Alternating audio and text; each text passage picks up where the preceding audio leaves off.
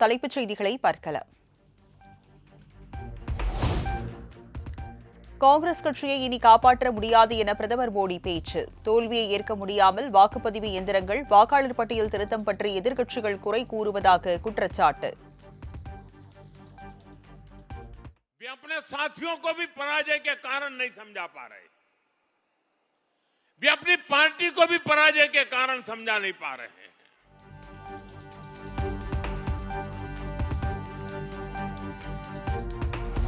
நாடு முழுவதும் எதிர்க்கட்சியின் நிலை பலவீனமடைந்துள்ளதற்கு பீகார் தேர்தல் வெற்றியே சான்று. சாதி மதம் அடிப்படையிலான பிரச்சாரத்தை மக்கள் நிராகரித்து விட்டதாகவும் மோடி பேச்சு.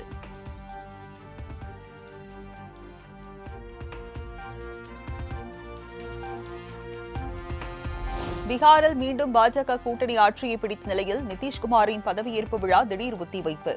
துணை முதல்வர் அமைச்சரவை இலாகா ஒதுக்கீடு இறுதி செய்ய முடியாததே காரணம் என தகவல்.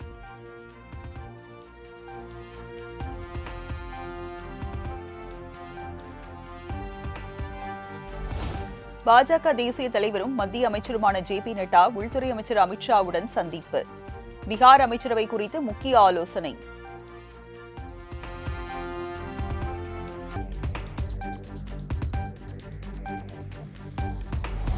பீகார் தேர்தலில் முன் எப்போதும் இல்லாத அளவில் 71.6% பெண்கள் வாக்குப்பதிவு.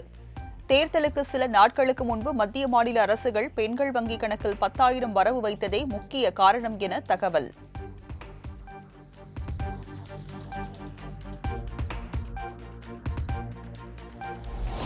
அரசியலில் இருந்து விலகுவதாக லாலு பிரசாத்தின் மகள் ரோகிணி ஆச்சாரியா அறிவிப்பு. தேர்தல் தோல்விக்கு பொறுப்பை ஏற்றுக்கொண்டு வீட்டில் இருந்து வெளியேறிவிட்டதாகவும் பேட்டி.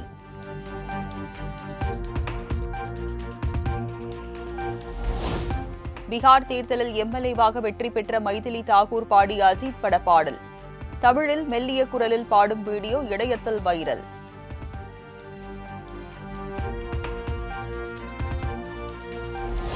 டெல்லி கார் குண்டுவெடிப்பு சதி செயலுக்கு பிறகு தலைமறைவான ஹரியானா அல்ஃபலா பல்கலைக்கழக மருத்துவ மாணவர் மேற்கு வங்கத்தில் கைது. என்ஐஏ அதிகாரிகள் மற்றும் கொல்கத்தா போலீசார் இணைந்து நடவடிக்கை.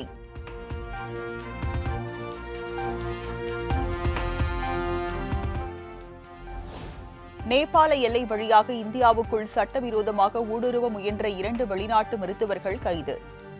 ஊடுருவியதற்கான காரணம் குறித்து போலீசார் தீவிர விசாரணை.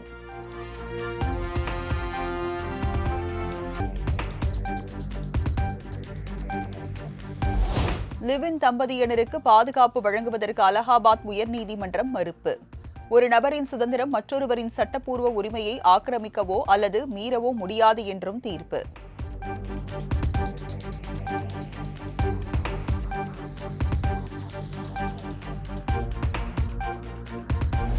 சென்னை தீநகரில் அடுக்குமாடி குடியிருப்பில் திடீரென தீப்பற்றி எரிந்தால் பரபரப்பு. அதிர்ஷ்டவசமாக உயிர் சேதம் இன்றி அனைவரையும் பத்திரமாக மீட்ட தீயணைப்பு வீரர்கள்.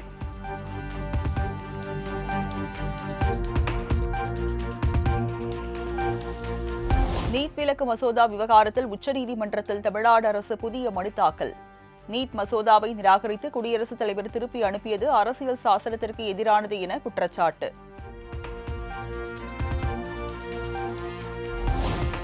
தமிழகத்தில் இதுவரை 5.90 கோடி பேருக்கு வாக்காளர் சிறப்பு தீவிர திருத்த படிவங்கள் விநியோகம். 6.41 கோடி வாக்காளர்கள் உள்ள நிலையில் 5.90 கோடி பேருக்கு படிவங்கள் விநியோகிக்கப்பட்டுள்ளதாக தேர்தல் ஆணையம் அறிவிப்பு.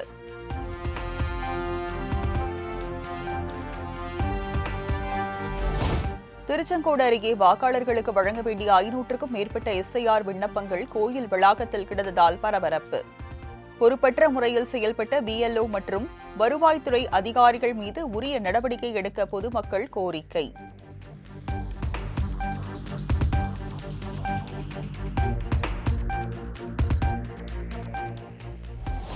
திருத்தணி வட்டாட்சியர் அலுவலகம் முன்பு அங்கன்வாடி பணியாளர்கள் கண்டன ஆர்ப்பாட்டம். எஸ்ஐஆர் பணியில் ஈடுபட்டால் சம்பளம் பிடித்தம் செய்யப்படும் என ஒருங்கிணைந்த குழந்தை வளர்ச்சி திட்ட அலுவலர் ரேவதி மிரட்டுவதாக குற்றச்சாட்டு.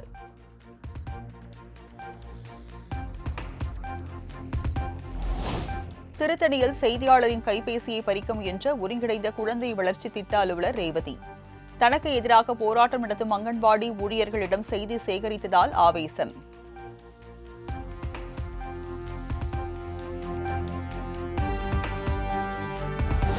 தமிழ்நாட்டில் உள்ள யாருக்கும் ஓட்டு போடும் உரிமை இல்லை என்ற நிலை வந்தாலும் வரலாம்.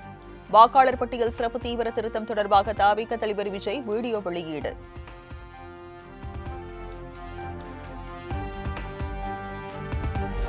எஸ்ஐஆர் தொடர்பாக திமுக அரசுக்கு கண்டனம் தெரிவித்து அதிமுக சார்பில் வரும் 17ஆம் தேதி ஆர்ப்பாட்டம். சென்னை எழும்பூர் ராஜரத்தினம் மைதானம் அருகே நடைபெறும் என எடப்பாடி பழனிசாமி அறிவிப்பு.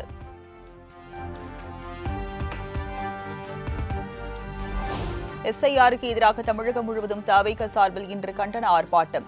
கட்சியின் பொதுச் செயலாளர் புசி ஆனந்த் அறிவிப்பு.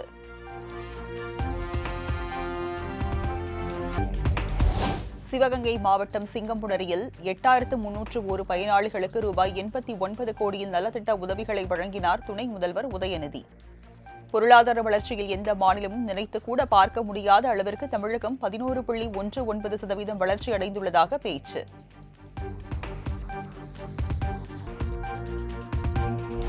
ஆம்னி பேருந்துகளுக்கு நேஷனல் பெர்மிட் என்ற பெயரில் தமிழ்நாட்டுக்கான வரியை மத்திய அரசு கபளீகரம் செய்கிறது.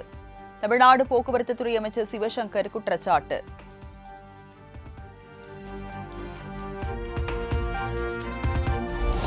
காங்கிரஸ் தீவிரவாதத்தை ஊக்குவிக்கும் கட்சியா என முன்னாள் அமைச்சர் ராஜேந்திர பாலாஜிக்கு செல்வ பெருந்தகை கண்டனம். தாங்கள் பேசினால் தாங்க மாட்டீர்கள், நாவடக்கம் தேவை எனவும் ஆவேசம்.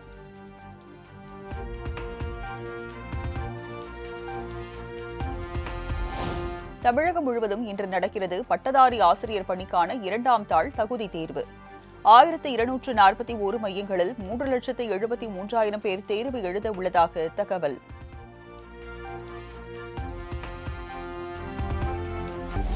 பேராசிரியர்கள் நியமனத்தில் முறைகேடு. அண்ணா பல்கலைக்கழக அதிகாரிகள் உட்பட 17 பேர் மீது வழக்கு.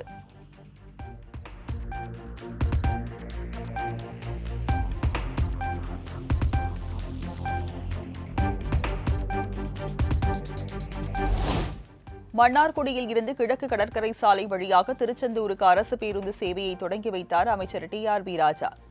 வாக்காளர் பட்டியல் திருத்த பணியில் அதிமுகவினர் வாக்குரிமையையும் காப்பாற்றப் போவது திமுக தான் என பேட்டி.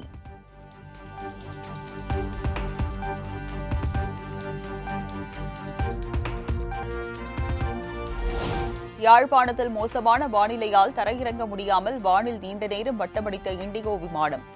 திருச்சியில் தரையிறக்கப்பட்டு மீண்டும் சென்னைக்கு திருப்பி அனுப்பப்பட்டதால் சுமார் 9 மணி நேரம் அவதியடைந்த பயணிகள்.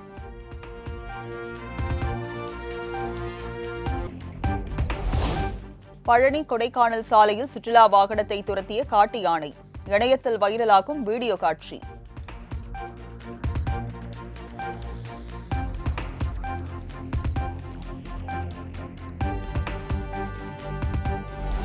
கொடைக்கானலில் மாலை வேளையில் கடும் பனி மூட்டம். நகர்ப்பகுதியில் ஏற்பட்ட போக்குவரத்து நெரிசலால் வாகன ஓட்டிகள், சுற்றுலா பயணிகள் அவதி.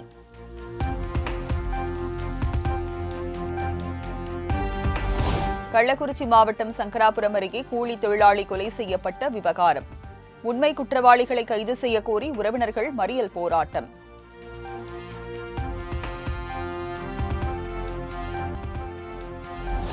திருவாரூர், நாகை, கடலூர், மயிலாடுதுறை மாவட்டங்களில் ஞாயிற்றுக்கிழமை மிக கனமழை பெய்ய வாய்ப்பு. தஞ்சை, புதுக்கோட்டை, சிவகங்கை, ராமநாதபுரம், விழுப்புரம் மாவட்டங்களில் இன்று கனமழை பெய்யும் என எச்சரிக்கை.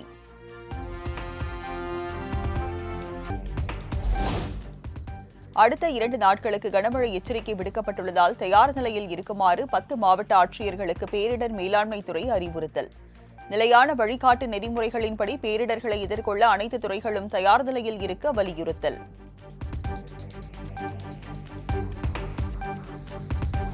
மண்டல பூஜைக்காக சபரிமலை ஐயப்பன் கோயில் நடை இன்று மாலை 5 மணிக்கு திறப்பு. தினமும் ஆன்லைன் மற்றும் ஸ்பாட் புக்கிங் மூலம் பதிவு செய்து பக்தர்கள் சாமி தரிசனம் செய்யலாம் என தேவசம் போர்டு அதிகாரிகள் தகவல்.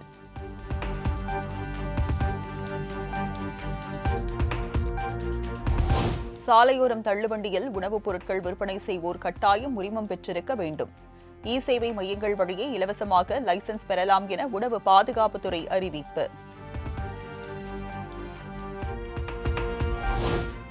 சர்வதேச டெஸ்ட் கிரிக்கெட் வரலாற்றில் 4000 ரன்கள், 300 விக்கெட்டுகள். தென்னாப்பிரிக்காவுக்கு எதிரான போட்டியில் இந்திய வீரர் ரவீந்திர ஜடேஜா புதிய சாதனை.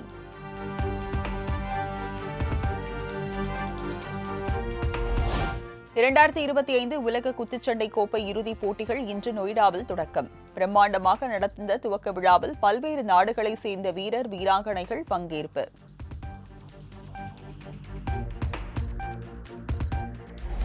இரண்டாயிரத்தி 26 ஐபிஎல் தொடரில் மகேந்திர சிங் தோனியை தக்க வைத்தது சென்னை சூப்பர் கிங்ஸ் அணி. வரும் ஐபிஎல் தொடரிலும் தோனி விளையாடுவார் என்ற அறிவிப்பால் ரசிகர்கள் மகிழ்ச்சி. பதிரனா, தீபக் ஹூடா, விஜய் சங்கர் உள்ளிட்ட 10 வீரர்கள் சென்னை சூப்பர் கிங்ஸ் அணியில் இருந்து விடுவிப்பு. 2026 ஐபிஎல் தொடரில் அணியை ருத்ராஜ் கெய்க்வாட் வழி நடத்துவார் எனவும் சிஎஸ்கே நிர்வாகம் அறிவிப்பு.